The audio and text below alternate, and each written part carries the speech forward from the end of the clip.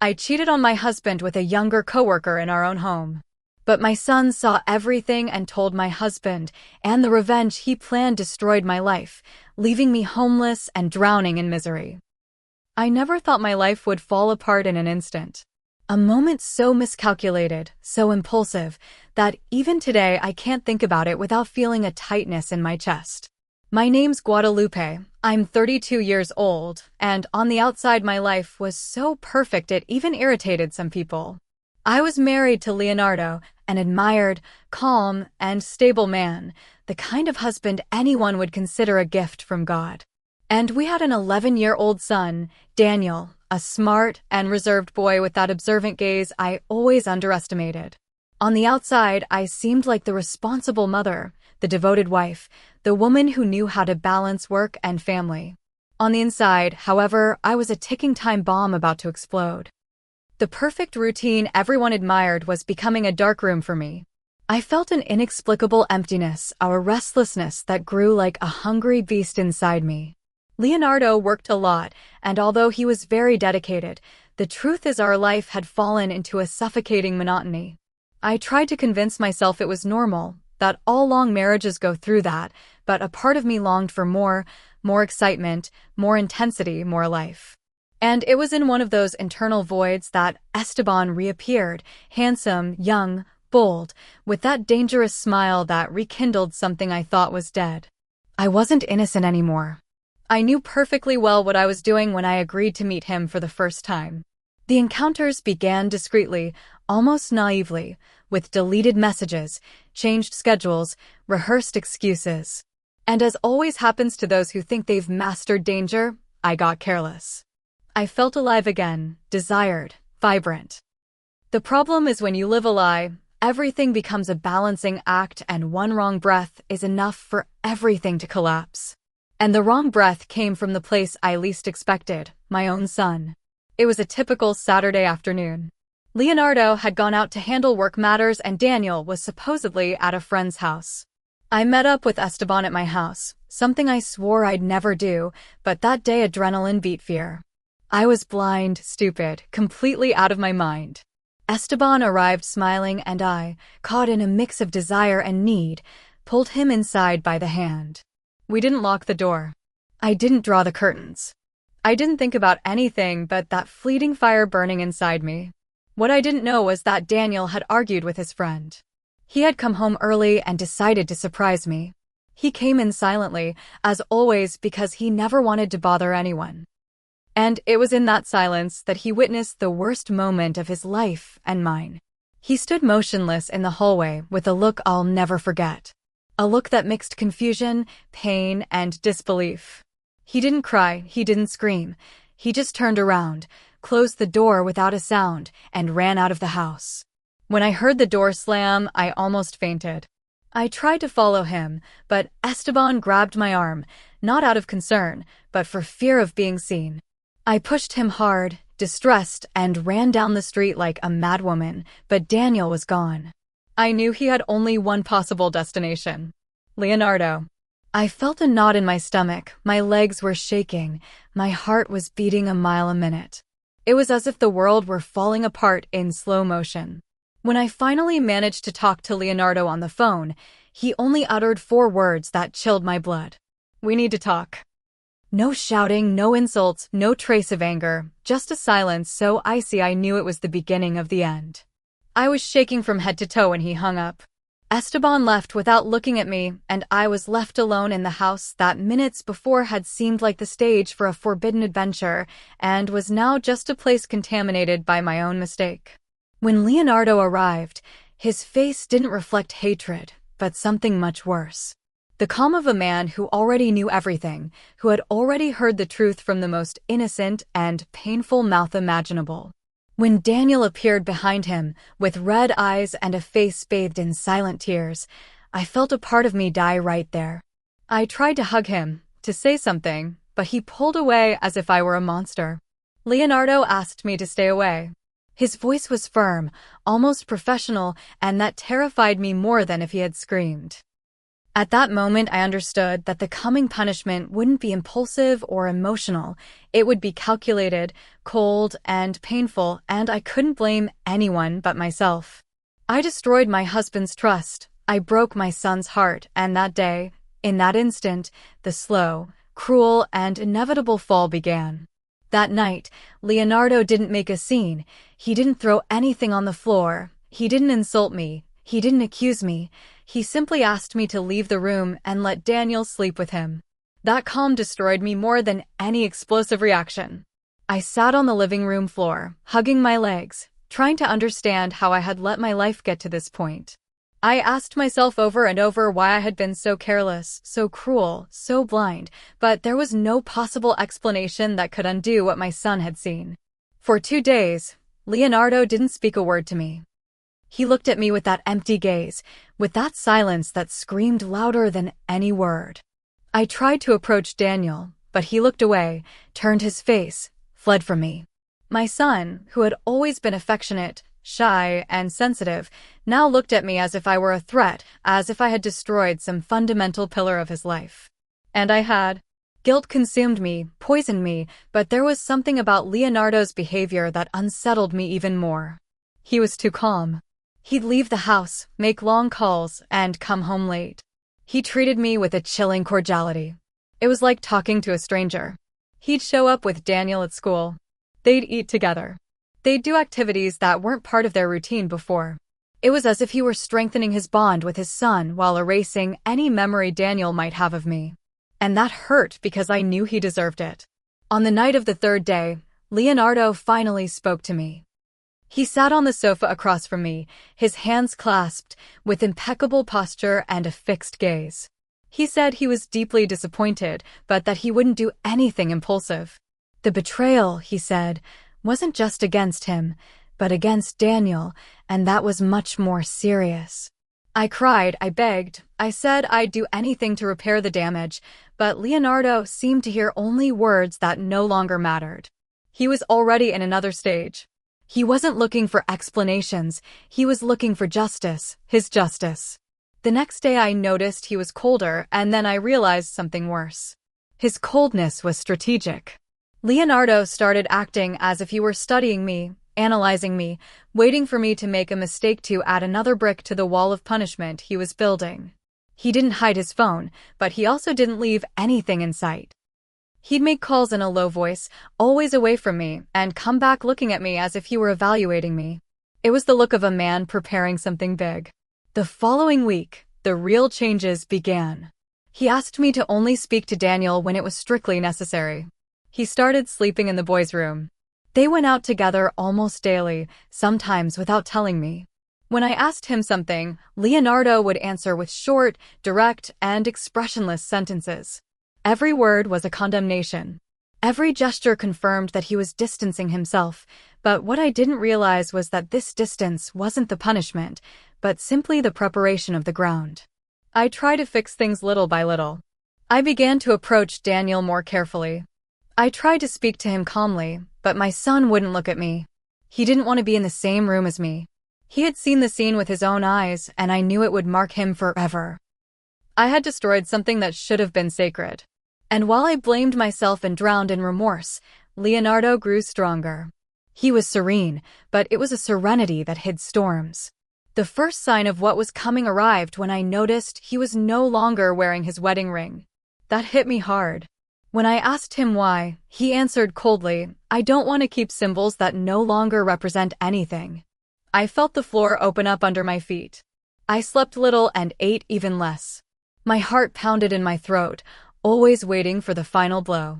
And Leonardo noticed every detail of my emotional deterioration, because that's precisely what he wanted.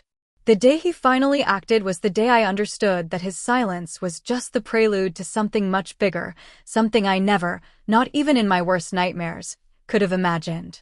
The 4th day after Daniel's confession began like any other. I woke up early. I tried to make myself a coffee, but my hands were shaking so much I dropped the cup on the floor.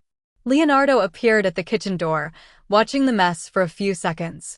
He said nothing, just grabbed a broom, swept up the broken pieces around me, threw it all in the trash, and left without looking back. That kind of gesture, that complete absence of anger or emotion, turned my stomach. He was beyond any feeling of warmth. He was completely frozen on a terrain where only planning exists. I tried to start a conversation later, but Leonardo was sitting on the sofa with his laptop on his lap and Daniel beside him watching some video. Leonardo glanced at me as if I were an unwelcome interruption. That look hurt me deeply. I felt smaller, irrelevant, out of place in my own home. It was as if I were falling apart piece by piece while the two of them carried on with their routines perfectly without me. In the following days, Leonardo began to make extremely strategic moves. They weren't abrupt or obvious, but calculated. He began to organize folders on the shelf, documents on his desk, contracts, old papers, receipts. I watched him uneasily, realizing he was gathering everything that could be useful against me. When I tried to ask him what he was doing, he only replied, tidying up the house. But his eyes said something more, clearing the ground. The worst part was seeing Daniel. He couldn't call me mom anymore. He only called me by my name in a trembling, pained voice. When I tried to talk to him, Leonardo would put his hand on his shoulder as if protecting him from a danger that came precisely from me. That tore me up inside.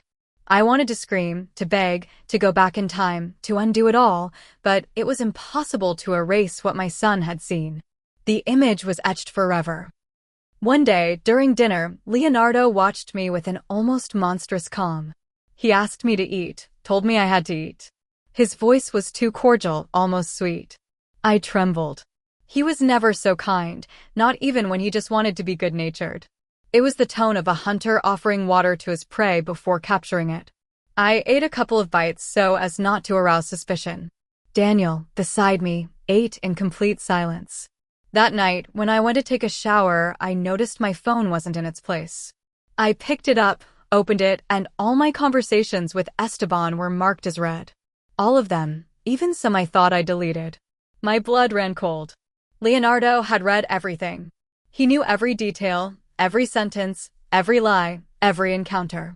I felt my legs weaken and had to lean on the sink. He no longer depended on what Daniel had seen. He had proof, irrefutable proof. When I came out of the bathroom, I found Leonardo sitting on the edge of the bed. He didn't smile, he didn't insult me, he just said in the coldest voice I had ever heard, "You're predictable, Guadalupe." I wanted to ask him what that meant, but I couldn't. He got up and left the room as if I were transparent air. I knew it wasn't an impulsive reaction, it was another piece of his plan. The next day I saw Leonardo making calls to strangers. He spoke in a low voice, but I managed to hear fragments of words: witness, proof, lawyer, strategy. My heart pounded. He wasn't just planning an emotional separation, he was preparing something much bigger, something that would involve real, public, and total destruction. And worst of all, he wanted to protect Daniel from me at all costs. One night, when I came home after buying bread, I found Leonardo sitting with Daniel at the table, talking to him with unusual seriousness. When I entered, the boy stopped talking and looked at me with fear. Leonardo hugged him and said, "It's okay, son, you don't have to hide anything anymore." And in that moment I felt that something had changed, something important, something definitive. I spent the whole night awake, sitting on the bathroom floor, feeling the anguish grow into a heavy burden on my chest. Leonardo slept peacefully as if nothing had happened. And Daniel slept beside him like a child who was finally safe. And I was isolated in my own home, in a corner like an intruder. The darkness seemed to speak to me, saying, "He hasn't done anything yet. He's waiting for the perfect moment." And deep down I knew it. Leonardo wasn't going to just leave me. He didn't want me to forget him. He wanted me to suffer in such a calculated way that every future memory would become a permanent scar. It was on a Thursday morning when the storm finally broke. I woke up with a feeling of heaviness in my stomach, as if my body were trying to warn me of what was coming. Leonardo was dressed with unusual elegance for a typical workday. Daniel was already ready with his backpack on, a pristine shirt, and his hair combed. When I entered the kitchen, I felt them both looking at me, not with anger, but with a kind of silent resignation. Leonardo offered me a cup of coffee and said, "We need to talk today." My heart skipped a beat. He took Daniel to school and came back earlier than usual. He entered the house unhurriedly. He took off his jacket, left it on the chair, and asked me to sit down. I obeyed like a child, because at that moment I had no strength for anything but waiting for the impact. Leonardo placed a thick envelope full of papers on the table. He pushed it slowly towards me. I opened it with trembling hands. They were documents, photos, screenshots of conversations, screenshots of deleted messages, call logs. Recordings from our street's security cameras showing Esteban coming and going. Everything was there, everything. I felt my world collapse with such violence that it made me nauseous. Leonardo didn't shout. He just observed me with that clinical, distant gaze, as if analyzing a terminal patient. When I finally managed to breathe, I asked him what he planned to do. Leonardo smiled, and that smile was what really broke me. It was a lifeless smile, without joy, without hatred. It was the smile of a man who had already decided everything. He said calmly that he'd already spoken to a lawyer, that he'd start the divorce proceedings requesting full custody of Daniel, that the proof of moral negligence would be enough to separate me from him. I tried to argue, to beg, but he didn't react. He seemed shielded from me, shielded from any emotion that could soften that moment. And then he uttered the sentence that marked my soul forever: "You betrayed me, but betraying your son, that I will never forgive." I burst into tears. They weren't ordinary tears, but desperate tears that took my breath away. Leonardo got up and began to pace the room while he spoke, coldly imagining the scene of destruction with the serenity of a general planning a war. He said he'd already spoken to the school, that he was arranging a specific time so I couldn't pick Daniel up, that he'd talk to his family, to mine, to whoever was necessary. He didn't want a quick revenge. He wanted a slow, painful, and irreversible punishment. And then came the final blow. He was going to tell all my coworkers. He wanted to destroy my reputation, not out of hatred, but because he wanted me to feel completely socially isolated. The same feeling Daniel had when he saw me with Esteban and didn't know what to do. He wanted me to carry the weight of shame, the weight of loss, the weight of abandonment. I tried to deny it, to downplay it, to say I could change, that I'd go to therapy, that I'd beg our son for forgiveness. Leonardo looked at me as if I were pathetic and simply said, "You don't get it. It's not about you anymore, it's about what you caused." He handed me a folder with papers to sign in the coming days. When I tried to ask him something, he said, "Sign or I'll make it public." I understood. He wasn't asking me, he was ordering me. Leonardo went to the school to pick up Daniel, and that night they didn't come home. When I realized I was completely alone in that silent room, I finally understood the magnitude of what I had done, and I understood that the pain he planned for me would be just the beginning. That night when Leonardo and Daniel didn't come home marked the beginning of my greatest disillusionment. I sat in the living room staring at the door like an idiot, waiting for them to come in and for everything to be just a passing punishment. But the hours passed, the silence grew denser, and for the first time in my life I understood I was truly alone. I tried to call Leonardo, but he didn't answer. I sent messages to Daniel that were marked as read, but with no reply. It was as if they had erased all trace of my existence. The next morning, when I arrived at work, I immediately noticed something strange in the atmosphere. People were whispering, averting their gazes, and gathering in small circles as if trying to hide some gossip. I tried to ignore it, to concentrate on what I was doing, but I sensed something serious was about to happen. Upon entering the teacher's lounge, the silence that took over the room was deafening. It was as if everyone had already read the last chapter of my life before I even arrived. It was only when my supervisor called me in for an urgent conversation that I realized Leonardo had gone far beyond what he'd promised. She left a folder on the table that left me paralyzed. Printed photos, conversation transcripts, message screenshots. Everything was there, organized as if it were a professional report. Leonardo had turned my life into a file of public shame.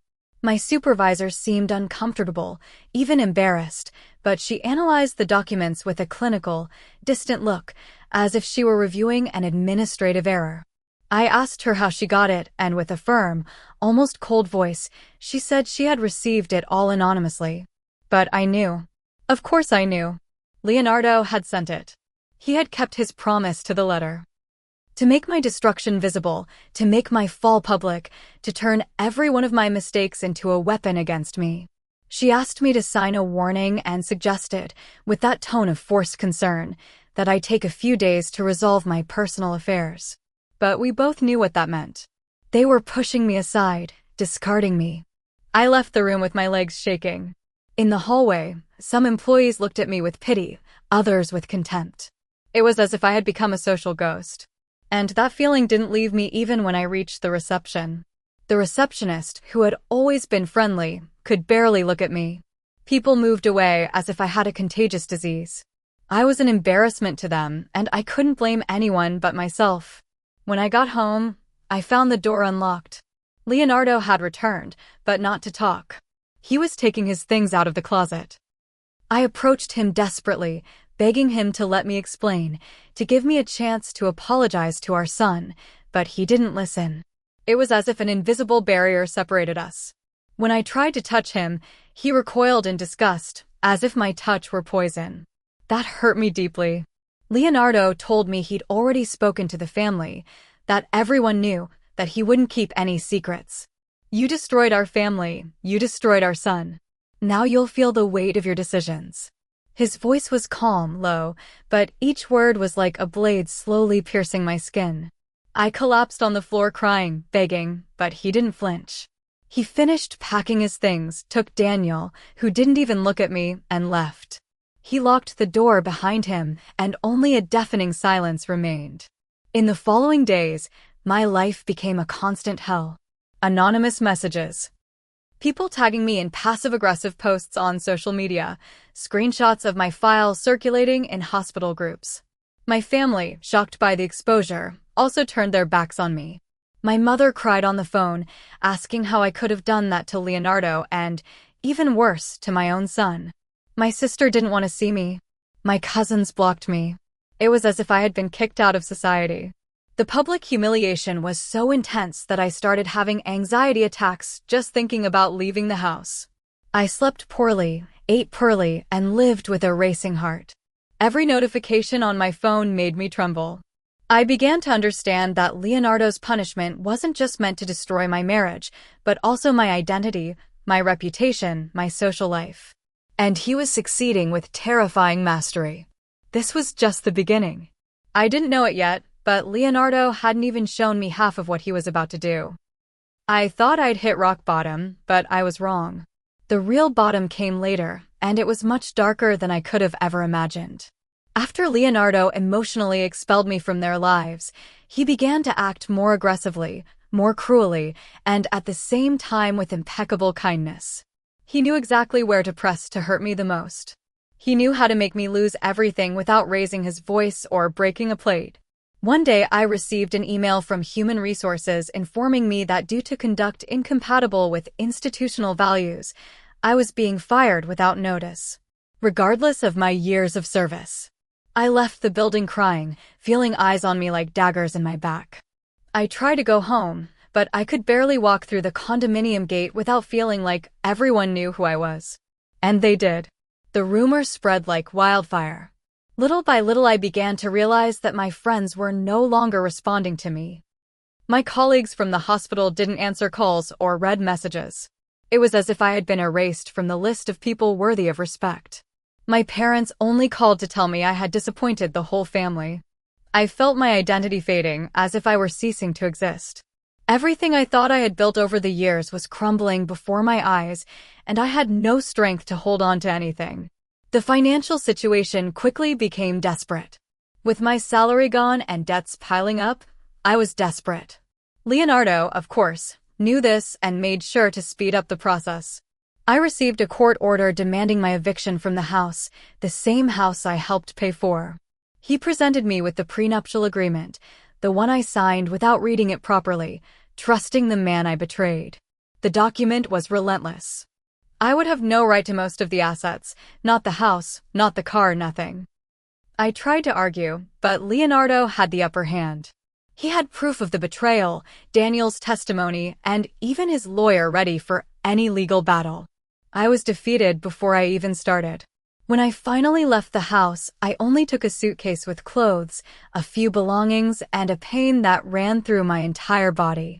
I settled in a small apartment I managed to rent with the little money I had left. It was a simple, cramped place, far from the beach, far from everything I knew. It was during this period that I began to lose weight at an alarming rate. Sleep was impossible. Any shadow, any noise, any memory would trigger a panic attack. I cried until I ran out of tears. I'd look in the mirror and not recognize the woman who was there. The guilt was constant, overwhelming, suffocating. I thought about Daniel every day, wondering if he would ever forgive me, but Leonardo had forbidden me all contact. To him I was dead. To my son, dead. To everyone, dead. And then the worst humiliation of all happened. A damn video. Leonardo had access to the house's security cameras and somehow managed to recover old footage. Me coming and going with Esteban, quick hugs at the door, careless caresses. It wasn't explicit, but it was compromising. And it leaked. It leaked like gasoline on a fire. In WhatsApp groups, on social media. People tagged me, people commented, people laughed. My name became the target of neighborhood jokes. Memes, edited images, anonymous posts. I couldn't go out on the street without feeling their eyes burning me. In any market it seemed like everyone knew me. The weight of shame became so great that I began to think maybe I didn't deserve to live anymore. I thought about things that still scare me today. I felt like a ghost, a walking mistake, a living scar. But not even in the deepest darkness did Leonardo stop. He wanted every day to remind me of what I had done. He wanted every step I took to be marked by the echo of betrayal. And worse, he wanted me to forever carry Daniel's look in that hallway with me. That look that still haunts me like a ghost. I was devastated, but the emotional devastation was only part of it. The social devastation was just beginning. I spent weeks in a state of complete dejection. With every dawn, I felt like I was facing a new layer of humiliation, as if life was determined to remind me day after day of everything I had destroyed with my own hands. I barely left the apartment. The sunlight seemed too harsh, as if it exposed every flaw, every lie, every part of me I wanted to hide. The anonymous messages continued. The indirect comments on social media continued, and worse, the silence from Leonardo and Daniel continued. That silence that chilled to the bone and shattered my soul. I tried to write letters to Daniel, letters in which I begged him to forgive me, letters in which I apologized. I promised to be better. I explained that my weakness had nothing to do with the love I felt for him. But there was no answer. None. Leonardo didn't let anything get near our son without first seeing it through his eyes. And if there was one thing he wanted to make sure of, it was that I stayed away forever. I understood. I destroyed a child's security. I shattered his innocence. I deserved this separation, but understanding it didn't lessen the pain. The bills started piling up too quickly, and I, unemployed, without family support, without anyone to lend a hand, began to despair. I sold my car, then my furniture one by one. The apartment, which was already small, became empty, cold, and silent. I slept on an old mattress on the floor, wrapped in blankets that only warmed my own guilt. The nights were terrible. Every noise seemed to announce a memory. Every silence seemed to scream my name with contempt. Some days I simply couldn't get out of bed. I'd lie there staring at the ceiling, wondering where Leonardo and Daniel were. Maybe they were having a family dinner, enjoying the calm I had destroyed. Maybe Daniel was working on a new drawing, one of those he used to show me with such pride. Maybe Leonardo was already building another life, a life without me. The image of them moving on, while I sank deeper and deeper, consumed me from within. One afternoon, trying to distract myself, I decided to go down and buy some bread. I avoided going out during peak hours, but I needed a break. On the way to the market, I heard two women talking about me. They didn't try to hide it when I passed. On the contrary, one of them even laughed out loud with that cruelty that doesn't need words to hurt. The wife who cheated on her husband in front of her own son, the other one whispered. I kept walking, trying to ignore it, but a lump formed in my throat. I threw the bag of bread on the ground and returned to the apartment with tears blurring my vision. I began to wonder if I would ever have a decent life again, if I would ever find a city where no one knew about my past. But how do you escape something you carry inside you? I could change countries, names, faces, but Daniel would always be there in my mind with that broken look. Leonardo would always be there, relentless, reminding me of who I had been.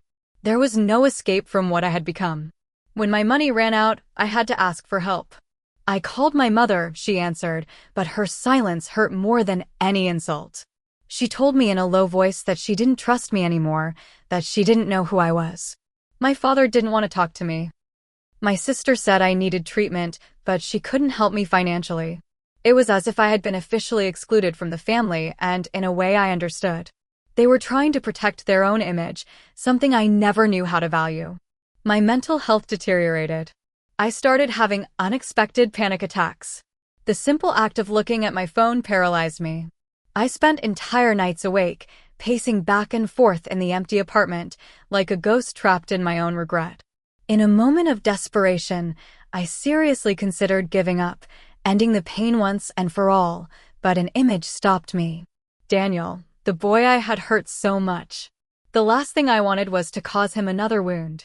In the midst of this emotional chaos, a former coworker, one of the few who hadn't completely abandoned me, called to tell me that a small clinic in Rosarito was hiring. It was a more modest job, with a lower salary, but it was a chance, a small spark in a sea of darkness. I accepted without a second thought. I packed my few belongings and began to rebuild myself little by little, even though inside I was still in pieces. Rosarito was both a relief and a pain. Nobody knew me there. I could work, breathe, exist without the accusing gaze of Tijuana. But even there, in the depths of my mind, the memory of what I had done haunted me like an eternal shadow. I was a competent nurse, but every smile from a patient reminded me that I was no longer worthy of admiration. I was simply surviving. Nothing more. The months in Rosarito passed in silence, almost like anesthesia. I'd wake up, work, go back to the small room I had managed to rent, and go to bed early to avoid thinking. It was a simple, almost mechanical routine, but it was the only way to keep breathing. The clinic was small, my colleagues were kind, and for the first time in a long time, no one whispered my name with disdain. But even there, in the apparent tranquility, my past lurked, ready to attack me as soon as I let my guard down. Some nights I'd lie staring at my bedroom ceiling, remembering what my life was like before the fall. I remembered Daniel's laugh, family trips, quiet Sundays at home. I even remembered the little annoyances, things that now, ironically, I'd give anything to relive. Guilt was a living beast inside me, gnawing, biting, feeding on my conscience. I wondered if Daniel was okay, if he was still afraid of me, if he still had that sad look every time he remembered the day he saw me with Esteban. Of course, I also tried to find out about Leonardo. I discreetly searched his social media, even knowing he had blocked me on all of them. I found out he was doing well. Very well.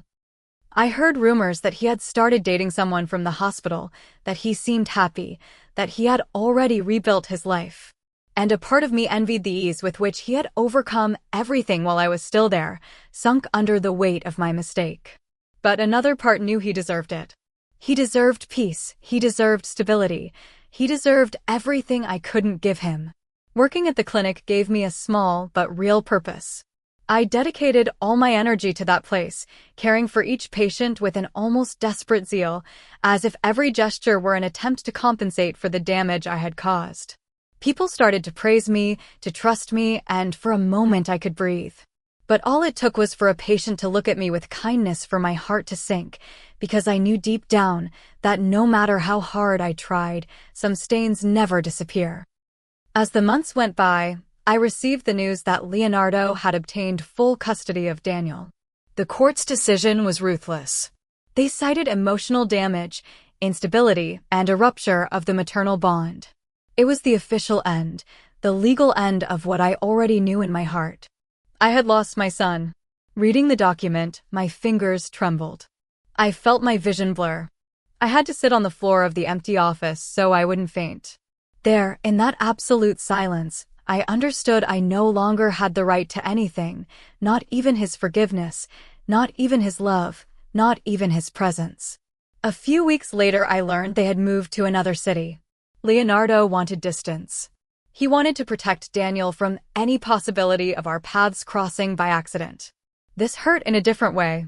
It was no longer just humiliation, it was grief. Grief for a family I had destroyed myself. Grief for a love I abandoned with an impulsive and cowardly act. Grief for a child whose world I took away with my own hands. The apartment in Rosarito became my refuge. Sometimes, after work, I'd walk to the beach and watch the sea. The waves came and went tirelessly as I thought about the Guadalupe that existed before the tragedy. That woman died. Only a shadow remained, a survivor marked by her actions. Each wave seemed to wash away the sand, but I knew my soul hadn't had the same luck. Some stains are permanent. Some decisions define you forever. Today, when I look in the mirror, I see a different person, someone who learned the hard way that betrayal isn't just a mistake, but a knife that hurts those around it. It not only hurts the one who is betrayed, but also those who witness it, those who love, and even those who aren't mature enough to understand what's happening, like my son. He'll carry this memory forever, and I'll carry the guilt for the rest of my life. I'm still living, working, waking up, sleeping, but I'm not really living, not like before. My punishment wasn't just the divorce, it wasn't the public exposure, it wasn't the isolation. My punishment is waking up every day knowing I destroyed the most important person in my life, and that he'll never recognize me as his mother again. And that's the pain that never heals.